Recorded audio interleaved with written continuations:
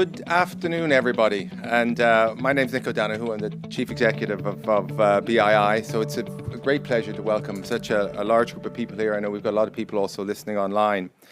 And a great pleasure for us at BII to be hosting this event. Now, some of you will know that I am the Chief Executive of BII, but I will only have that role for another 2 days.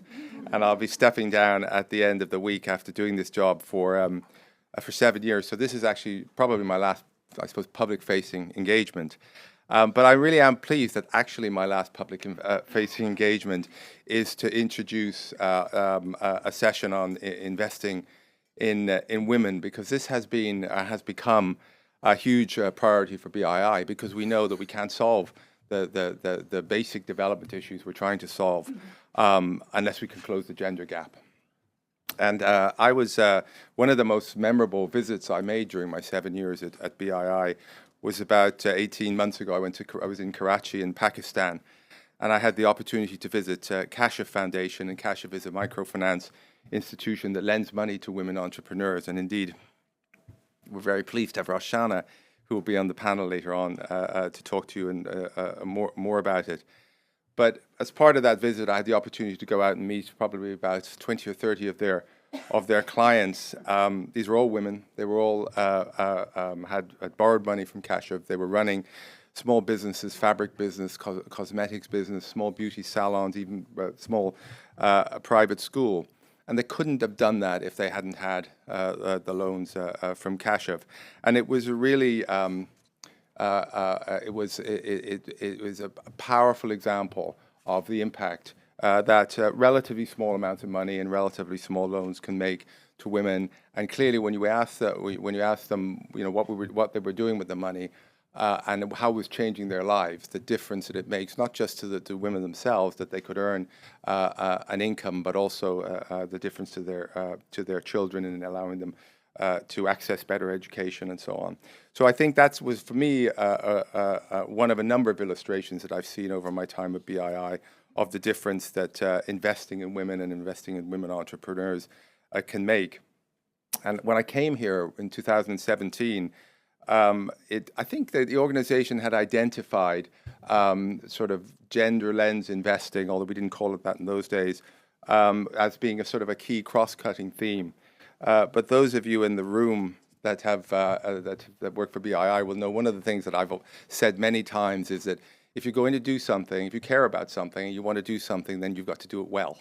And if you're going to do something well, you can't have people doing it off the corner of their desk. You've got to have people who wake up every single day, who come to work thinking, in this case, about how we can do more in gender finance. So that's the approach we took, and we put a dedicated team together at a time when gender lens investing was actually a very new idea. There wasn't really any blueprint for us to follow. But I suppose we like being a pioneer at BII. We published our first gender finance strategy 6 years ago. Then we came together with other DFIs to co-found what's now known as the 2X Challenge. And that was an initiative really started by the G7 DFIs to try to direct more capital really to women-owned businesses. And since that time, the 2X Challenge has been responsible for over $30 billion of capital going to 2X qualified businesses. And what I think is even more impressive is that it has spread, and this is just so important for the development finance institutions. It's not just about what we do, it's about what we can catalyze in other people and other investment institutions. And there are now 150 institutions that participate in 2X, what is now called, I guess, 2X Global, and that means they are applying a gender lens to their investments. So I'm pleased that, as I said, it's obviously become a core part of what we do at BII. We've invested over $2 billion in 2X qualified businesses since 2018. That includes businesses, as I mentioned, like Cash. It includes also Trade Depot, who we'll be hearing from later. And one of the things, we have a target of investing every year at least 25% of our commitments in 2X qualified businesses. And then you often hear from people, well, okay, what about the other 75%? Which is an entirely fair question. But the truth is, what we assess every investment we make for gender impact. And partly that helps us obviously identify those that are 2x qualified and those are really being proactive. But it also means that we can support those companies where maybe female representation is lagging. So it's not just about identifying those leaders in terms of their from a gender perspective. It's also about identifying, as I say, those who are lagging, working with them, and we spend a lot of time in our various teams with companies trying to help them, so we can increase the number of women leaders, so we can hire and upskill more women workers, so we can make sure their jobs are high quality, so we can identify areas like safeguarding and help companies become better and more effective, where they can help them identify products that meet women's needs. So it's a much bigger than just women owned or women managed. It's about a really holistic approach to try to identify leaders, celebrate those leaders, but then also help those companies that are lagging to do better.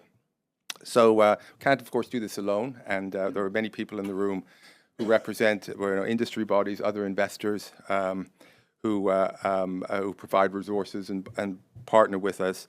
And that's, I think, for all of us, very important in trying to boost investment into businesses that empower women and girls. So, as I said, my time as CEO is fast coming to an end, and I would absolutely. This is, frankly, one of the things I feel most proud that we've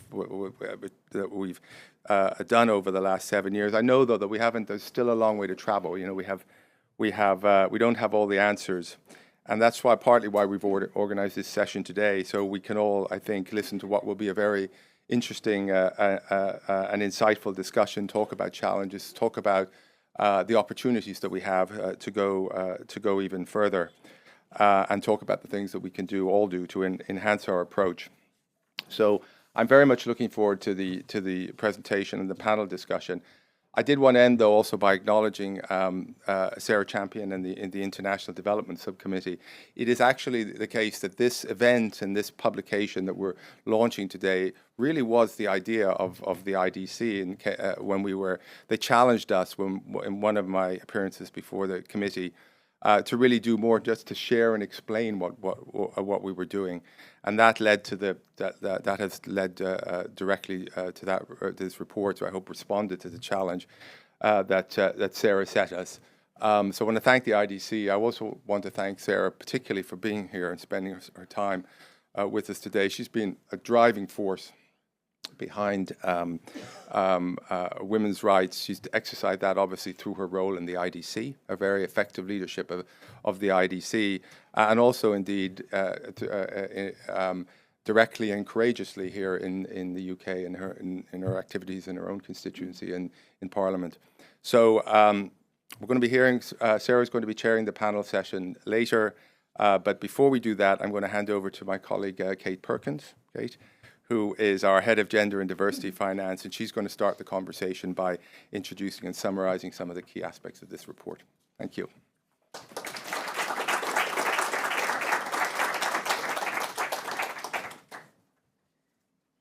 Thanks, Nick.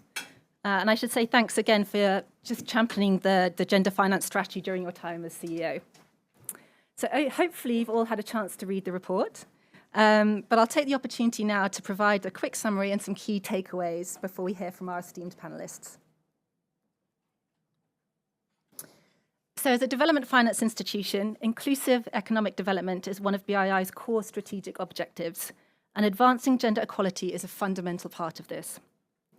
As most of you are aware, globally, and particularly within BII's markets in Africa and Asia, women's economic participation is limited, as highlighted by some of the statistics you can see on the screen here.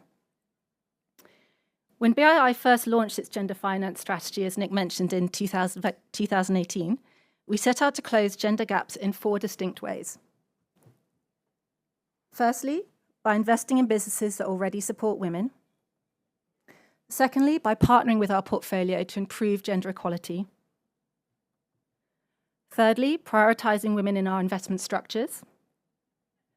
And lastly, by championing the growth of gender lens investing through our field building activities. The report, as you know, details the impact we've achieved in each of these areas, as well as the lessons learned, but I'll just give a highlight of each of these now. In 2018, as Nick mentioned, BII co-founded the 2X Challenge alongside our G7 peers to boost financing for women. Since then, we've continued to play a leading role in establishing the 2X criteria and framework as a global industry standard, as well as a common language for gender lens investing. Within BII, we fully mainstreamed gender into our investment processes and set a target for 25% of all new commitments to qualify under the 2X criteria under our 5-year strategy period, which I'm very pleased to say we're on track to meet. Since 2018, we've also committed over $2 billion in 2X qualified investments. So these are businesses where women are well represented as leaders, employees, or customers, and inclusive policies are already in place. I'm very pleased that we have 2 representatives today from these on the panel, Kashif and Trade Depot, and many more in the room and online who can champion what it really means to be a gender-smart company.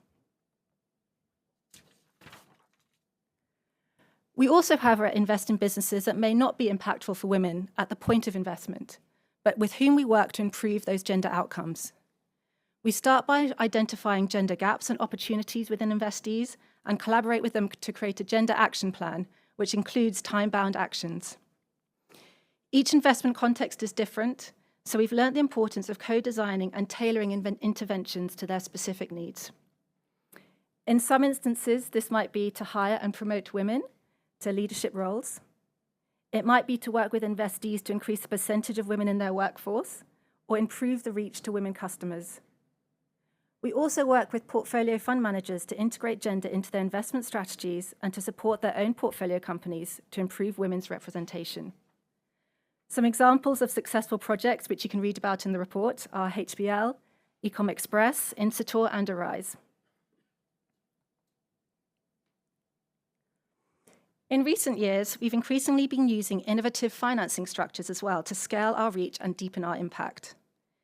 These structural considerations and terms include both rewards as well as disincentives to strengthen and encourage action towards improved gender outcomes. These include a few examples here, such as gender-directed lending, impact-linked incentives, risk-sharing and guarantees, and gender bonds. For example, in 2021, we launched our directed lending approach, which includes ensuring that financial institutions use BII capital to increase financing to women-led SMEs, such as with First Bank in Nigeria. This has resulted in over $160 million being invested towards women across our directed lending facilities.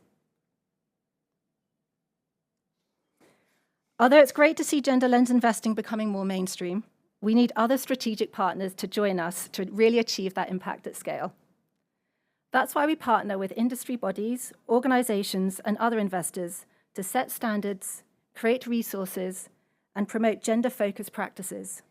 For example, the Boardroom Africa and Financial Alliance for Women.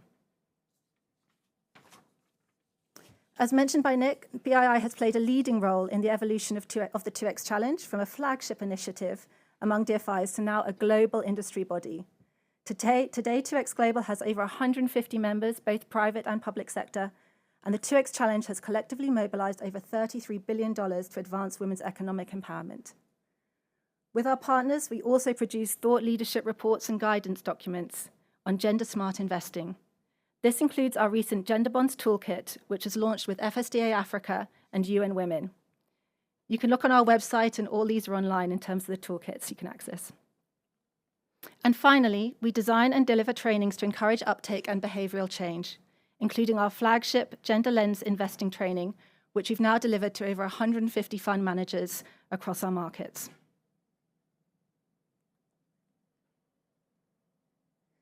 So over the last 6 years, we've certainly achieved as well as learned a lot about gender lens investing, and we will continue to strengthen and evolve our approach.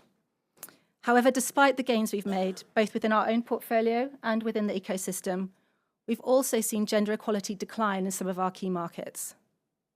The next decade, I believe, presents a critical juncture to transform gender norms and market dynamics to the benefit of women, but there's also the risk of exacerbating existing inequalities. At BII, we're working to get ahead of that curve and engage in emerging trends, such as securing women's inclusion in the transition to greener economies, and also integrate considerations around other forms of diversity. We know these challenges and also opportunities are great, and look forward to accelerating our impact for women in the future. Finally, thank you on behalf of BII to our investees, our partners, and our shareholder. This report wouldn't have been possible without your efforts, and we look forward to continuing to work with you to build a better world for women and girls. I'm now pleased to hand over to Sarah Champion, Chair of the International Development Committee, who's leading our panel session today.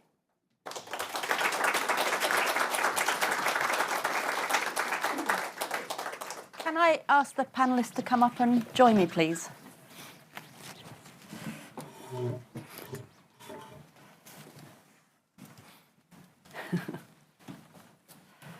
Thank you ever so much, all of you being here today, and thank you all that are watching from home, from offices, from a screen close to you. It is appreciated. I was reflecting while walking here from Parliament. The only reason that I am a Member of Parliament is because a woman MP said, "Sarah, why don't you stand?" Because I'd never thought of it before. And I was also reflecting while sitting here that around the world, women economically are not on a par. So I think from this week in the UK, because of the gender pay gap that exists, effectively women stop getting paid for the work that they do for the rest of the year. And I don't understand why gender violence is such a thing. And this is happening all over the world. So whenever I see an organisation that is trying to give women the power that is rightfully theirs, it's something that we absolutely ought to celebrate. And all I can say to all of the women that are listening and are watching, we obviously have a huge amount of untapped power that we don't know about for men to be so scared of us. So thank you, everyone, that is giving us our power back. It is appreciated.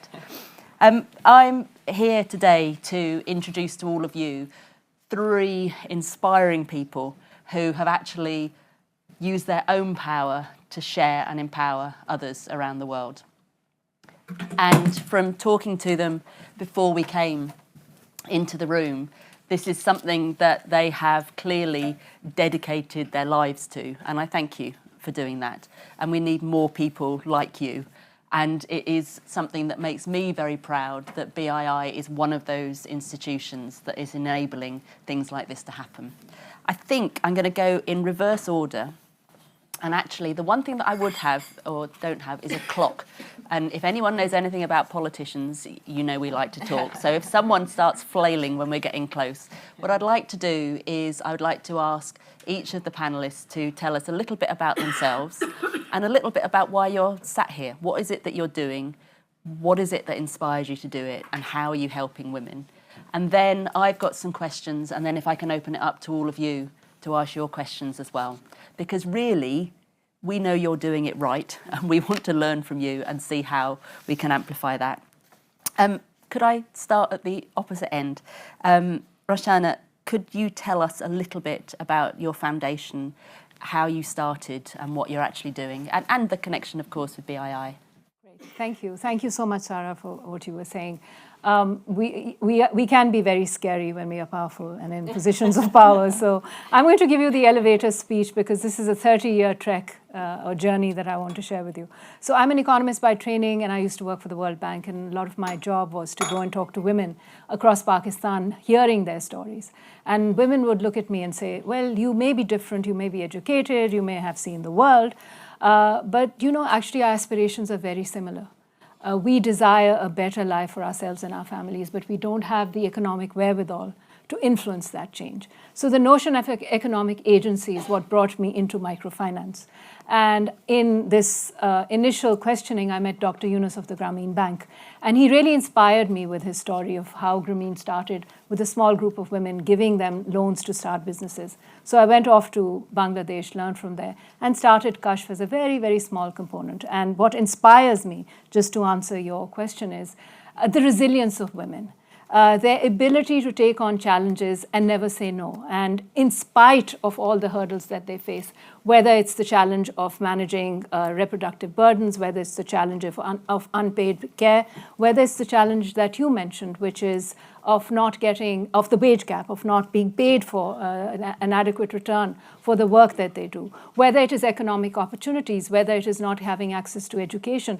And in Pakistan, one of the biggest challenges for them is mobility. How do they go, if they're running businesses, how do they get the raw materials and access to the markets that they need to in order to grow their businesses? So there were myriad challenges that women face, and in spite of that, the inspiring stories that they have. So we started with 15 women in 1996, and I worked as a loan officer in the community. And today we've helped over 7.5 million women set up micro businesses, and 100% of them have paid us back in spite of whatever's going on in the country. So I think we need to recognize the power of women's economy. So those 15 women at the start, what were the business ideas that they had? So there was one who wanted to set up, a group of them who wanted to do poultry farming, set up small grocery stores, set up a small school in the community. So there were different businesses, a lot of trading as well. So buying small goats to then fatten them and sell them as meat. Sorry if there are vegetarians in the audience. I apologize. I'm a vegetarian too. So those were the small businesses that they started with. But it was those 15 women who then cascaded change in their community. So one of the things we see, what inspires me, that was the question you asked me, is how when women start moving forward, they bring other women along. So one of the impact assessments we did last year showed us that for every loan that we give, it creates 2.5 jobs. And those 2.5 jobs are jobs for women in the communities. And what we also start seeing in those communities is the wage gap starts going down. Because once women create that agency and they're economically empowered, it changes. But the challenge is that it's not just the transaction. I mean, that's one of the challenges of doing financial services for women. You have to walk a further 9 miles to get the impact. So it's about investing in the value chain of entrepreneurship. It's about addressing patriarchy. Unless you change that mindset, and that's the first thing that Dr. Yunus said to me. He said, microfinance is not rocket science. That's going to be the easy part, designing the products. But it's the mindset change. It's the advocating of women's rights and their agency that's going to be the biggest bang for the buck. So what we started, it was like peeling an onion. And you feel that that's your responsibility? It became our responsibility because when we wanted to see impact, it was health, the unpaid burden that pushed women's businesses back. It was the health disasters that pushed them back into selling their assets and then having to restart their businesses. It was the misogyny and the patriarchy that affected the returns to their businesses. So unless we took that on in the value chain of investing in entrepreneurship, whether it was through financial education trainings, whether it was business development trainings, whether it was gender trainings for the men, and in my context, in Pakistan, mother-in-laws are the ogres. I'm sure many of you are mother-in-laws as well. So we had to do trainings with mother-in-laws to convince them that the extreme reproductive burden on their daughter-in-laws was really not helping anyone. So they needed to think about family planning, and they needed to make these decisions. So, you really had to work and peel the onion to address these issues. And that is how impact happened, and that is how we see the role of women changing in the communities. And the BII relationship, of course, goes back to our initial working with the DFID. We were one of their largest investees in the early days.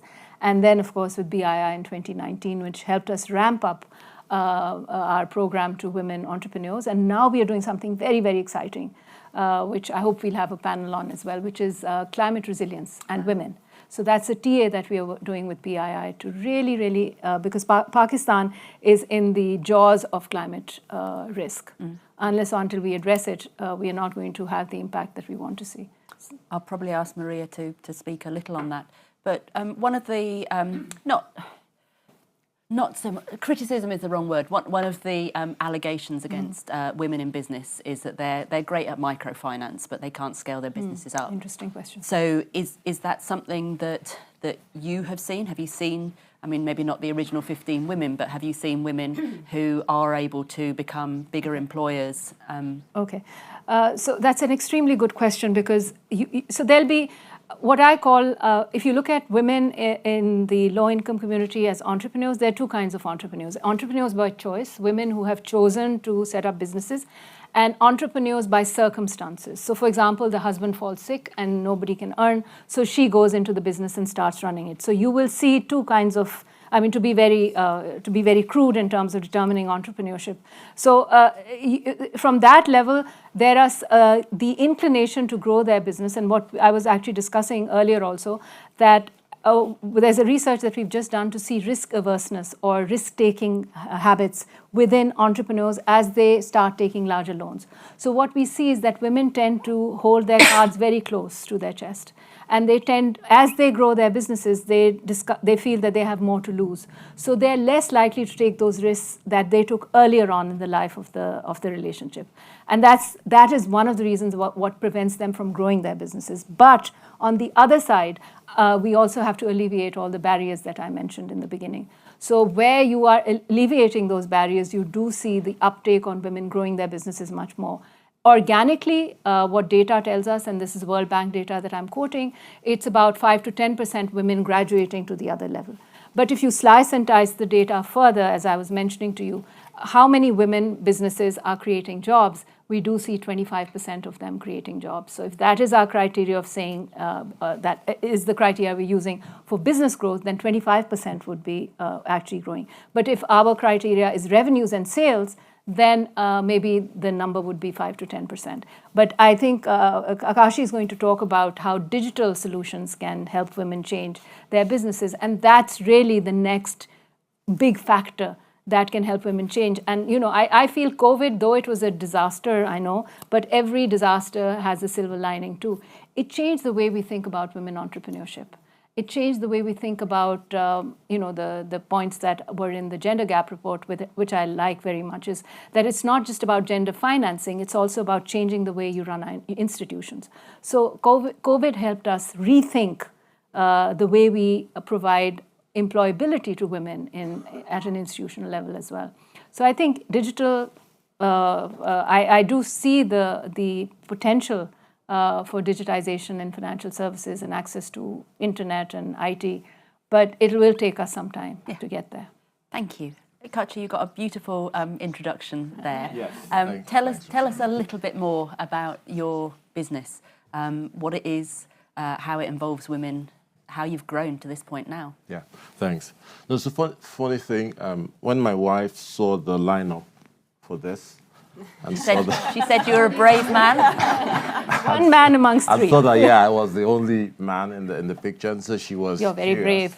But I mean, I think the point is, driving impact by investing in women is not a job for only women to do, right? Now, we came into this from a bit of a different place, from a career in consulting.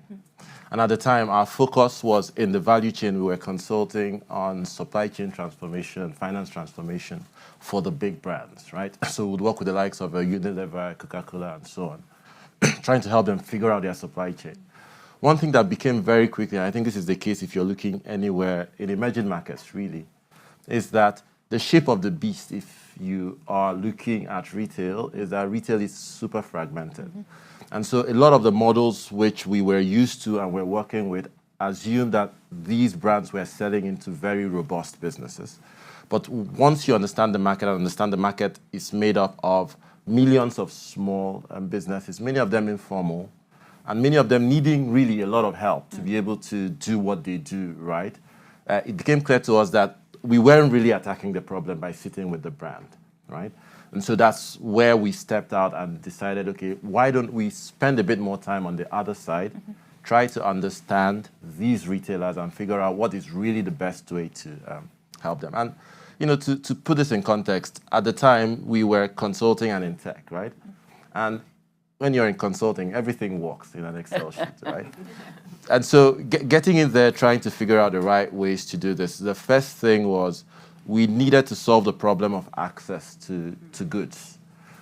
Access to goods is a particularly difficult problem when you're a small retailer. The obvious problem is, yes, they need to get these goods when they want them, and they need price transparency.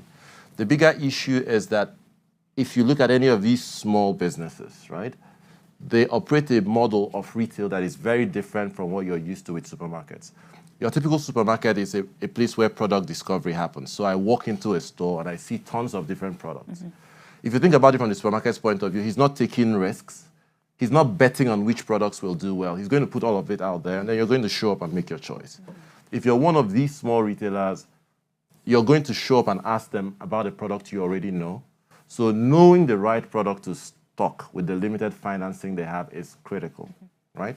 And so for us, the problem was helping them figure out their assortments, get access to inventory, and then get access to capital, right?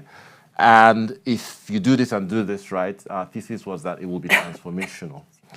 Now, for context, if you walk, I'm based out of Lagos in Nigeria. If you walk into any city in Lagos, let's say you want to buy a tin of milk, you walk to a retailer down the street from you, 8 times out of 10, it's a woman-owned business, right? And when she bought that tin of milk, the party she bought it from, 6.5 times out of 10 is also a woman-owned wholesaler, right? So this ecosystem essentially is run by women. But when we did a check and looked at access to financing, right, if you were, more than half of the retailers that were getting access to financing were male-owned businesses, right? So there was already an imbalance there that you had to solve for. Some of these imbalances come from the way traditional financing has been set up.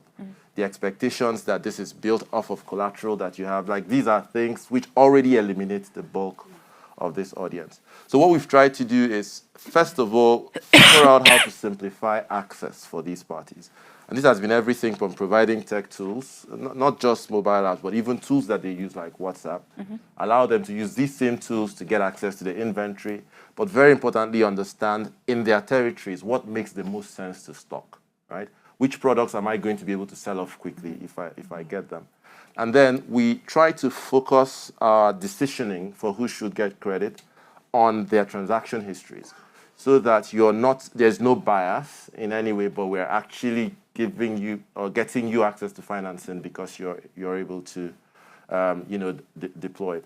And so what we then see is more and more of these businesses who are able, because they have access to finance, to buy more volumes, which means also better discounts, and there's this a positive cycle. reinforcement. Yeah. So then on the ground, for that little shopkeeper, what's the difference that they've seen? So there are a couple of things. I think the primary thing, and we also sometimes spend time talking to them to see what their perspectives are. 2 big things that stand out is deciding how to focus their business, right? We had one lady, for instance, who we were engaging with. We actually were on a visit, and she was pointing out that she wasn't stocking flour previously, right? It wasn't something she was familiar with. But getting that insight that, look, it makes sense for you to stock this, and then getting the capital to do so suddenly means that she has a new line of business that's earning her 9% monthly margins. Wow.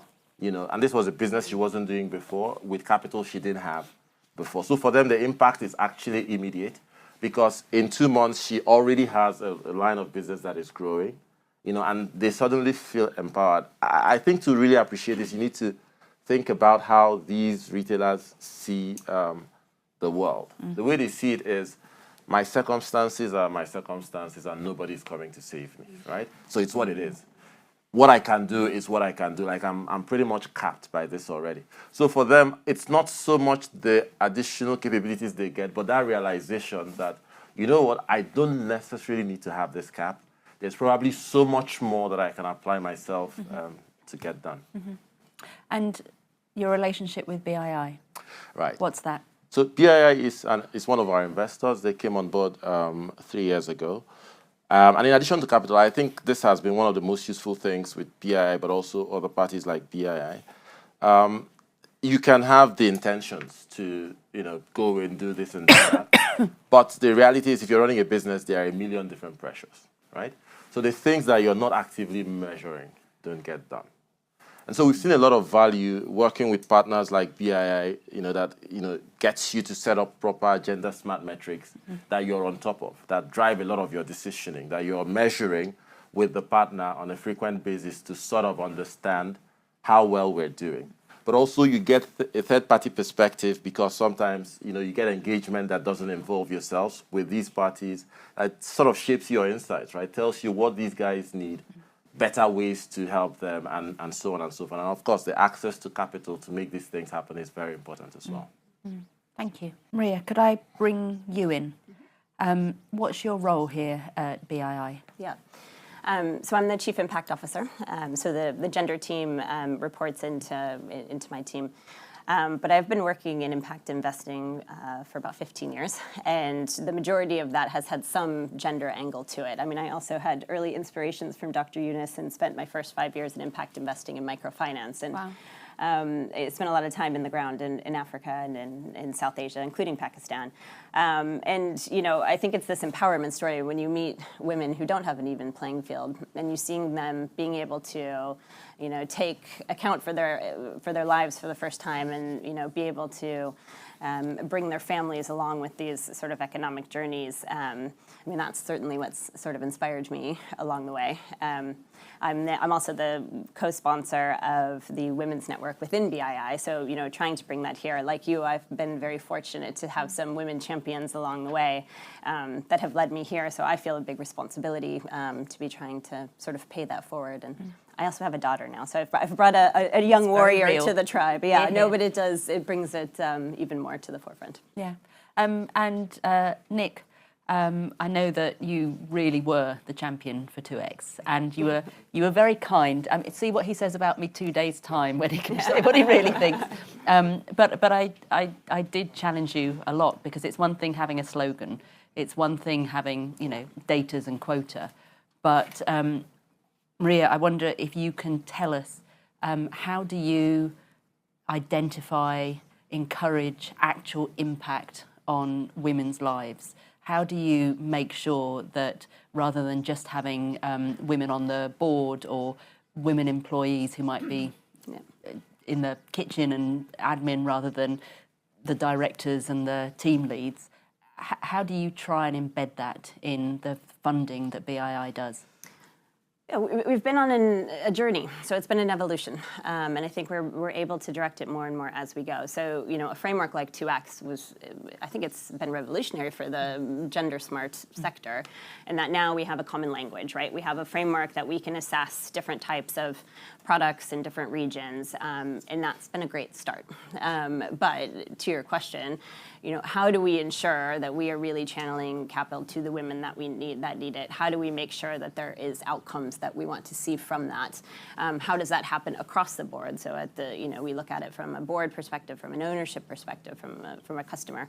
So we're evolving that as we go. I mean, as has been said here, we should be celebrating that every investment we do goes through 2X. But now we're thinking more and more about how do we direct that. So, for example, in financial services, we use directed lending lines to ensure that our money is going to women-owned businesses, and we track what kind of businesses are there, what size of loans are we offering, how is that changing over time? Are they getting larger amounts as they go? Additionally, we're thinking about the ecosystem, and we talked a lot about this, but it's not just about jobs, women jobs, it's what's the quality of those jobs. How are we protecting them from, with HR policies returning to work, how are we protecting them against gender-based violence? So we've been spending a lot of time thinking about not just job numbers, which is important, but what kind of jobs are they? Are they in low-income countries? So we've been trying to push into lower income, both countries, but also populations in terms of our gender reach. And, we do see a strong correlation with, we have a decent size in our portfolio now in low income segments, but there's a very high correlation with the percentage that are of women. I think it's 48% of our low income reaches, it has a 2X. Component to it. So, I mean, it's an evolution. We can always do better, but we really are trying to have more scrutiny about where the funding goes. And both of our panelists spoke about talking to the people, finding what the gaps were, what the blocks were, what the support could be. how important is that when it comes to BII investing in a business, actually knowing that it's come from the grassroots or the ground up rather than being something that BII says, right, and you have to do the 2X scheme if you want us to support you? Yeah, no, absolutely. I mean, we have an increasing focus on stakeholder voice, right? So we do that before we invest through surveys. We do it through, working with businesses, sometimes through technical assistance to really understand what the customer or the employee needs are. And then we try to use that to basically come up with the components of any gender action plan. And over time, we're trying to do more and more stakeholder outcome measurement as well, so that in holding ourselves accountable that what we said on the tin we're doing as the investment progresses. What's the point of doing it for you?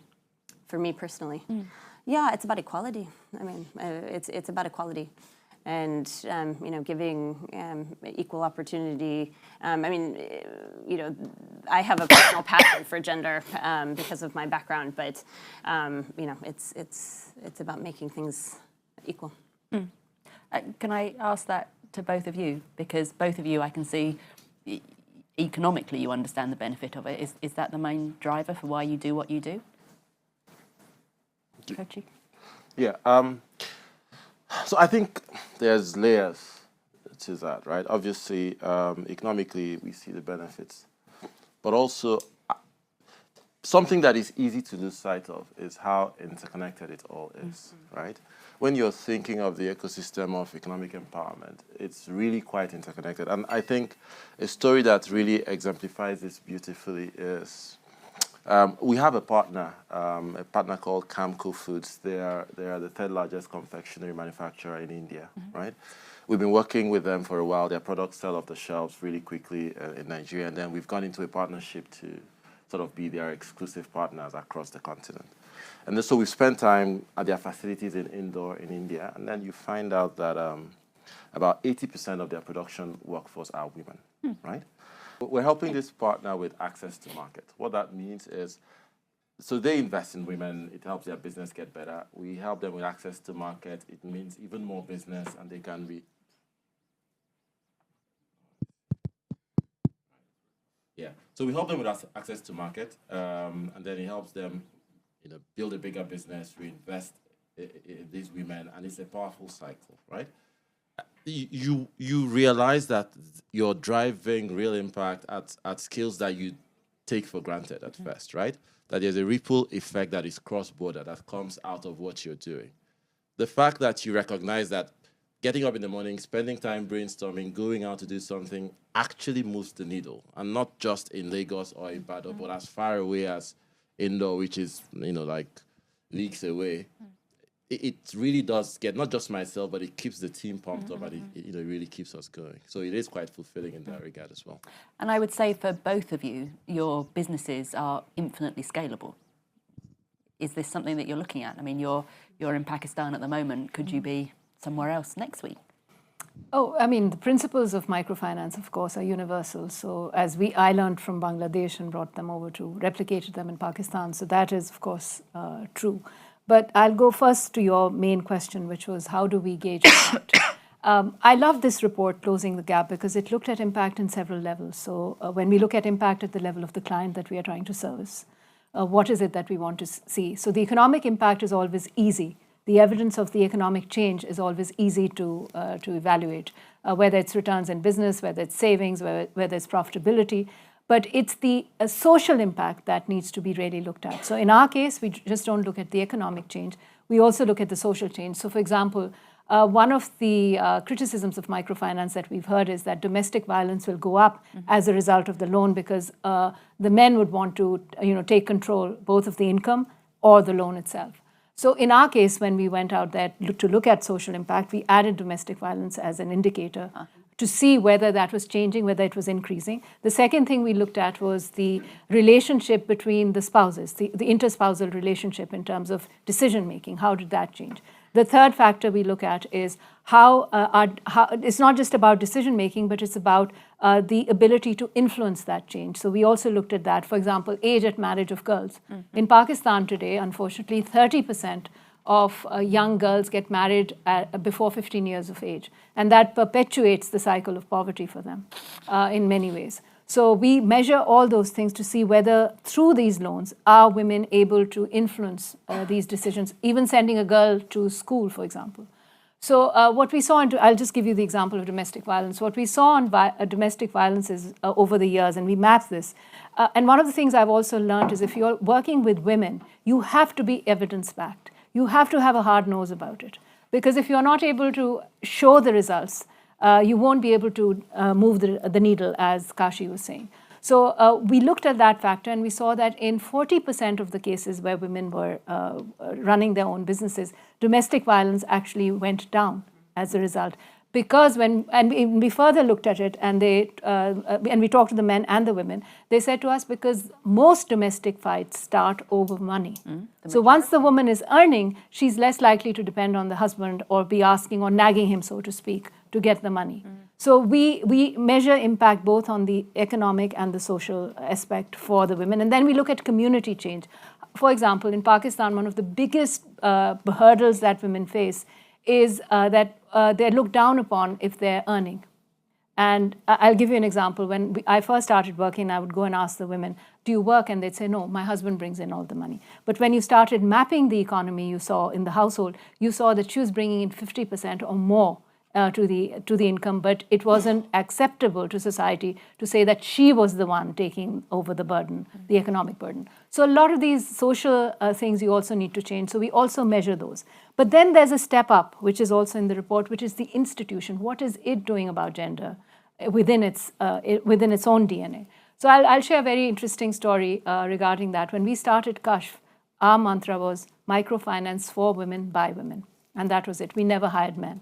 So till 10 years into our organization, we only hired women who used to work for women, because the idea was that women are best, and it goes back to Kashi's comment, women are best serving other women, because it'll be very difficult for a woman in our community to actually speak to another male in terms of accessing the service. But I remember I was at a conference in one of the local business schools, and a young man stood up and said, but then you are perpetuating gender discrimination as well. This was his question to me.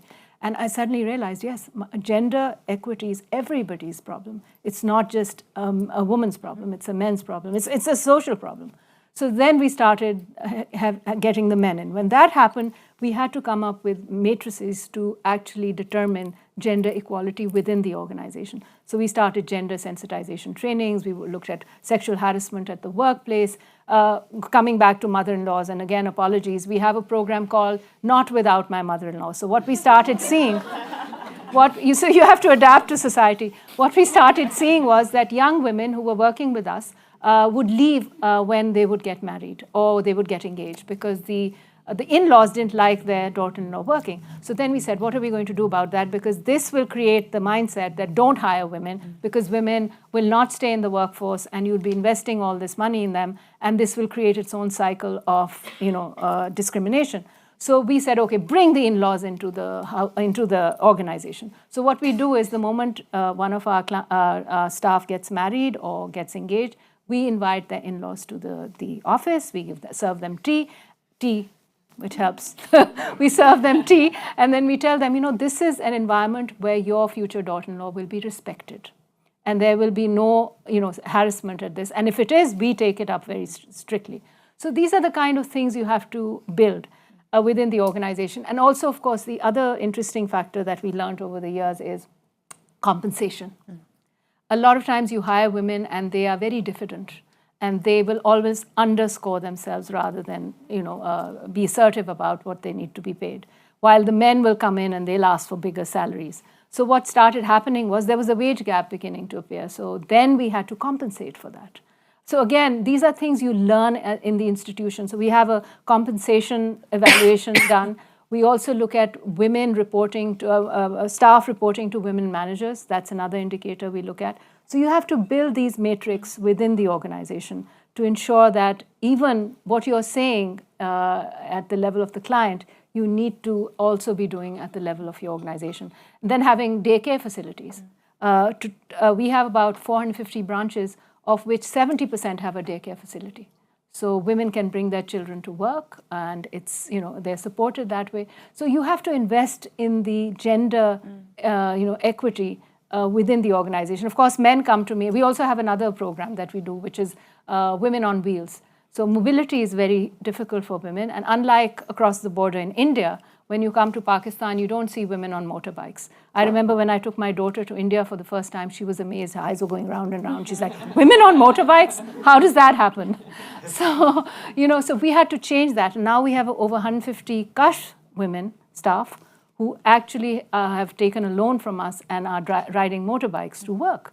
So, you have to do all of this to exercise, or rather push the envelope for women.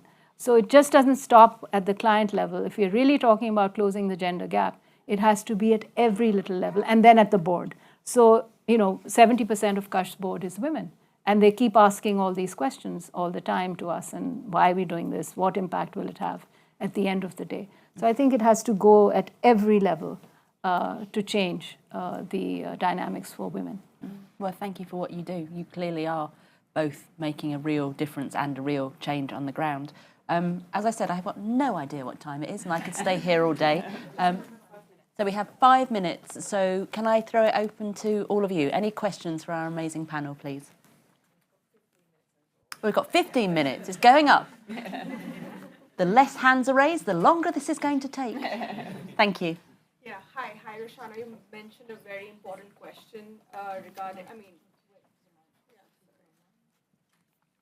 Hi. Okay. So you mentioned a very important topic regarding Pakistan's increasing climate-related risks as well. So how are you embedding that in existing financial products at Kashf, or are you planning a future strategy? Because that goes hand in hand as well, right? So yeah, I'd be interested to know that. Sure. Do we take them one on one, or Let's do one on one, because I've got so few hands. You can speak as long as you want at this point. Great. So that's a great question, given the fact that we are at that vulnerability to climate risk as a country. So yes, it's a question of adaptation and resilience. There are two factors that you need to consider when you're talking about climate risk. So we are looking at it in three levels. One is, how do we help the women run businesses that are resilient to climate risk? That's the tougher piece, which will take time, but you can modulate your lending practices to preempt climate risk. For example, you change the repayment cycles. If you parameterize it to, let's say, flood warnings, you can say, well, these 3 months the monsoons are going to hit, so your repayment cycle will be reflective of that, and you don't pay in those months, but you pay in the future or prior to it. So you can do a lot in the lending options. But the most critical factor in this is going to be insurance. How do you develop insurance products that are parameterized? So we're looking at 3 products in this case. One would be heat, which is the easier one to do because you can measure that. The second would be precipitation. So how does rainfall affect future flooding? And the third would, of course, be drought. So these are the 3 risks that we are looking at, which would then help us design a product that would have 2 components. One is an anticipatory cash transfer, because what happens in the case of climatic disasters is that low-income families, is the loss that they have to their livelihoods, but the other is cash deficits that they face. So if you build in an anticipatory cash transfer, you will be able to cover that. Plus, then you would help them with the loss of their income during that period through the insurance itself. So that's the second piece. The third piece is, of course, community readiness, which means that in case, here's where the digitization will come in. You need to empower the end user through smartphones where they can actually monitor flood warnings or precipitation or what have you, which will allow them to take action in advance to the event happening. So that would be the third component of this. We are working with BII very closely on this to next year actually to have the information to be able to design the framework. Thank you. Thank you. Maria, could I ask you, thank you, I'll come to you next. Could I ask you, looking at sort of the BII portfolio and the changes that have been done to increase women's access into businesses, what do you think has been the most impactful that you've seen? Or what would be your top tips to businesses looking to encourage more women to get involved? Yeah, I mean, I think it depends on which I guess segment you're thinking about. I mean, what we've done is we did lessons learned across all the interventions that we've done in South Asia. And what I found overwhelming is that really small tweaks on HR policies, about women returning to work and maternity cover and, looking at these small tweaks. I mean, in some instances in our investees, we have doubled the amount of women in the workplace. And I think really looking at the ecosystem is an early lesson learned that we've been trying to adapt. So, I think that's on the upside. But as I said, on the protection side too, if you're trying to increase women employment in a certain area that's challenging for them to get to work, well, think about their transportation, right? Think about how they we incorporate safeguarding practices to ensure that they can continue to work over time and have the job quality that they deserve. So I think it would probably be around the ecosystem and making sure that you're looking at things holistically. Thank you. Yes, over to you. Thank you so much. Hi, everyone. I'm Lindsay Camacho. I work at Acumen. We're an early stage impact investor. I think we often co-invest at an earlier stage than BII, and Kosh was a enterprise of ours. My question is for Maria and Kate. So you're coming to the end of your 5-year gender finance strategy. Would love to hear what's next for BII. You gave a little bit of a preview, I think a teaser about the climate nexus space, but also how do you see yourselves really innovating in gender? Yeah, I mean, I'll let Kate follow up. I'll give my initial reactions. But I mean, we are trying to push the agenda more. So 2X is a framework that is now well embedded into our investment processes. As I mentioned, we are trying to be more intentional and direct. But now we're trying to think about what would a gender first strategy look like. So not just gender smart, but gender first. And what sort of interventions would we need to look at? We may need to tweak some of our traditional investment parameters slightly. So maybe we want to look at earlier stage fund managers. Maybe we want to have smaller tickets. We need to listen to our potential investees and think about, what do we need to be doing differently in order to really have more gender first. And, that can be through employment. When I say gender first, supporting women-owned businesses. And one of the things that we're exploring is working with some of our more established VC funds and coming up with a sleeve that is just dedicated to small businesses for women, or women-run businesses. And we're exploring these things now. But I don't know if Kate, you want to add to it. Yeah, I did have a mic, but sorry, just in case people online can't hear me. No, I think just to follow on from what Maria is saying, I think we've done a really good job of mainstreaming gender into our investment processes, but I think there's definitely more we can be doing in terms of origination. And so our teams are working very closely with the investment teams to think about which companies, Maria said, or sectors have the propensity for things like high employment for women, manufacturing, for example, and how can we really kind of direct origination and work with also our teams on the ground to build pipeline in those areas. And then, as I touched upon, I think thinking about kind of emerging technologies such as AI, want to make sure that women aren't being left behind as these trends are emerging. So, for example, I think in the report we mentioned iMerit, for example, and what they're doing with women in the AI space, and also like emerging green technologies as well, like Mahindra that we're working with in India. Thank you. Lady on the front row, and then lady one back. Hi, everyone. I have a question about kind of policy levers for change and also politics in general. Given that, a few of you mentioned that gender equality has regressed over the last couple of years. We're seeing strong men kind of authoritarian leadership on the rise. Just from your perspective, what really needs to change on that policy level to ensure that there's an enabling environment? And would love, including to hear the views from Sarah. Thank you.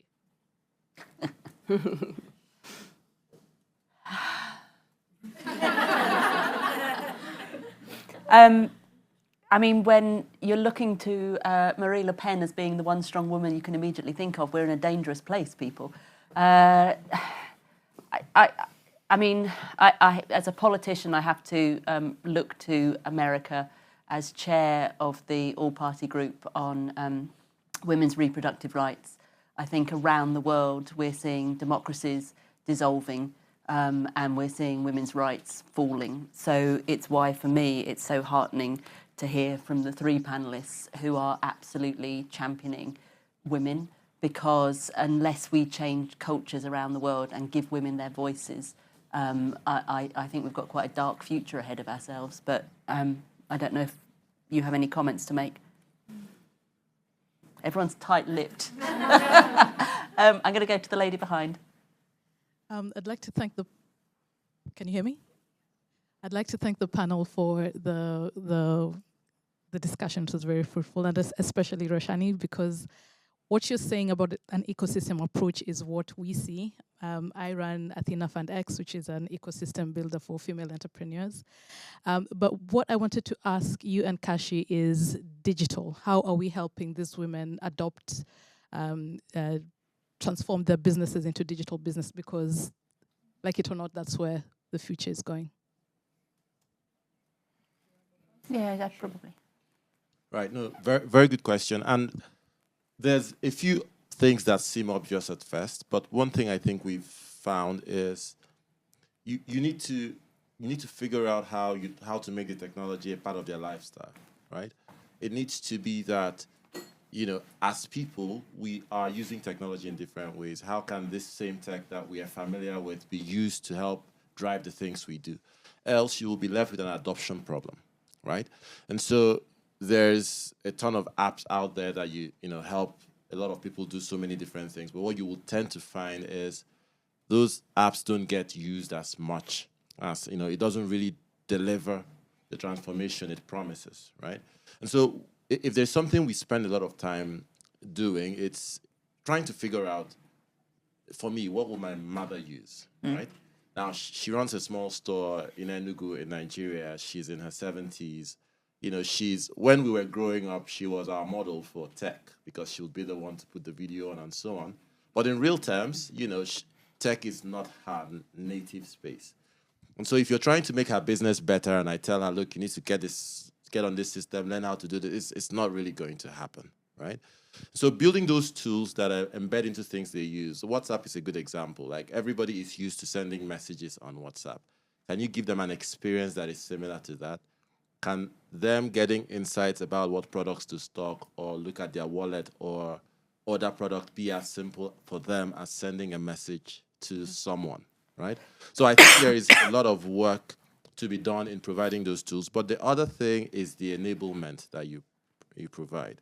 How do you engage this audience to help them understand how to use these tools and the benefits that comes from it? And we do a lot of interventions ourselves where we have sessions, right? We have like these monthly workshops that we get a lot of our customers involved in. You create incentives for different behavior and you try to do stuff you do, but you also find out that you need to find partners if you really want this thing to have scale.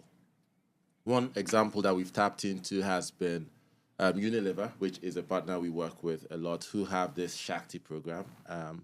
And so partnering with them, the focus of the Shakti program is really providing access to women in rural areas as a way of them getting access to inventory and so on and so forth. So we've been involved with them in a few interventions across Nigeria in which, they provide the reach, but essentially we provide the content to enable women in these communities get on the platform, get access to inventory. The incentives for them to do this are provided by Unilever and so on. I think these sorts of partnerships are important if you're trying to scale the impact of these sort of interventions. So as I was mentioning, COVID had a silver lining for us also. We weren't looking at digital marketing for women-led businesses before then. When COVID happened, we introduced a training program called Not Letting COVID Happen to My Business. And in that, we then went in and taught women how to use WhatsApp for business, Facebook for business. And that was our first venture into digital literacy training for women. We've continued to do that. And only last week, I was in a community, in a remote community in Pakistan, where one of our clients was running a jewelry business. And I asked her, how, that's a standard question, how has life changed for you? What did Gush do for you? What were some of the benefits? And she recalled that 3 years ago, she had attended this Not Letting COVID Happen to Her business training. And in that, she had learned how to use WhatsApp. So I said, all right, are you still using it? And she said, yes, I am. And I said, what difference did it make? And she said to me that where she was selling, let's say, one jewelry item that she was making a day, that has now amplified to about 30 items. And they're going all over the country.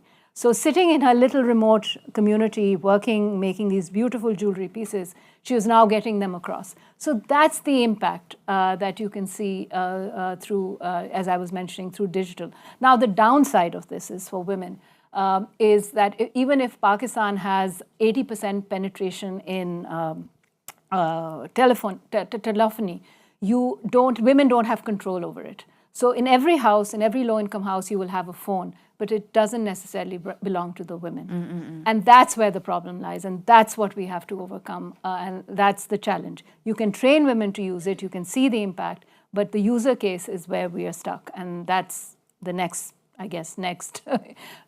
big thing that we have to consider. I think what I've learned most from listening to the three of you is it's often a very small practical thing that needs to be identified and switched on or off or addressed. But it's also having faith in the people that you invest in. So thank you for what you're doing. I mean, it is genuinely life-changing. And thank you to everybody in the room for listening to them. And can I ask you to thank the panel, who've been wonderful.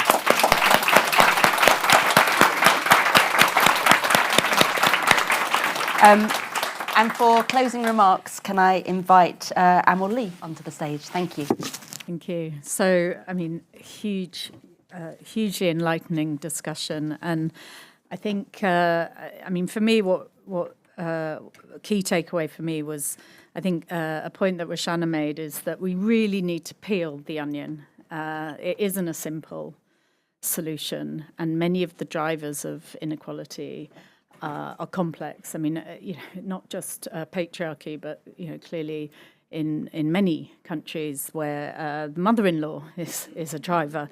So, I mean, I think really fascinating for today that we did peel back that onion, and the insights are incredibly powerful. And just 7.5 million loans and 100% repayment. I mean, that is just phenomenal. I mean, I sort of gasped when you said that, and I wanted to reiterate that as well.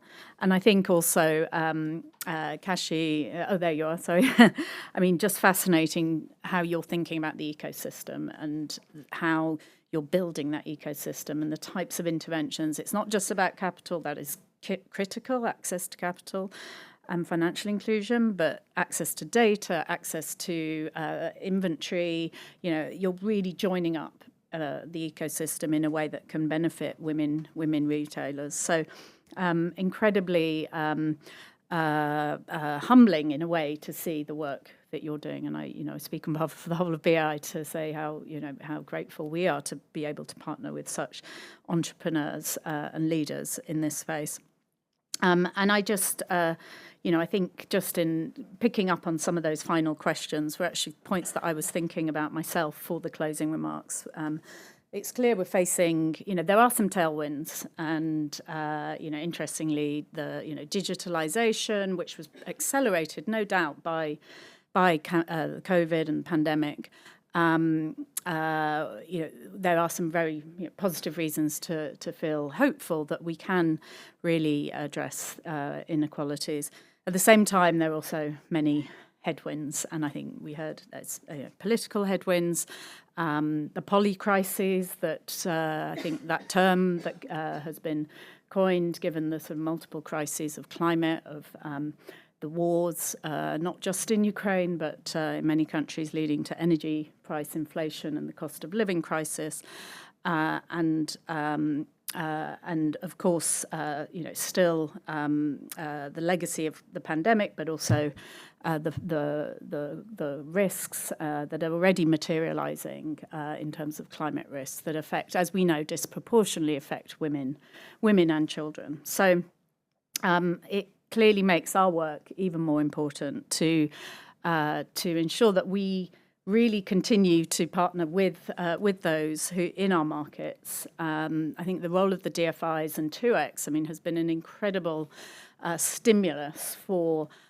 getting all of the DFI community and then engaging with commercial investors who are also now committed to 2X to really change this inequality, paradigm of inequality. And so I do think, and I think, Kate, you said exactly a point I was going to make, and I know it's part of the report, which, is that there are also opportunities that women can be drivers of the green transition that needs to happen, and can really benefit from that transition.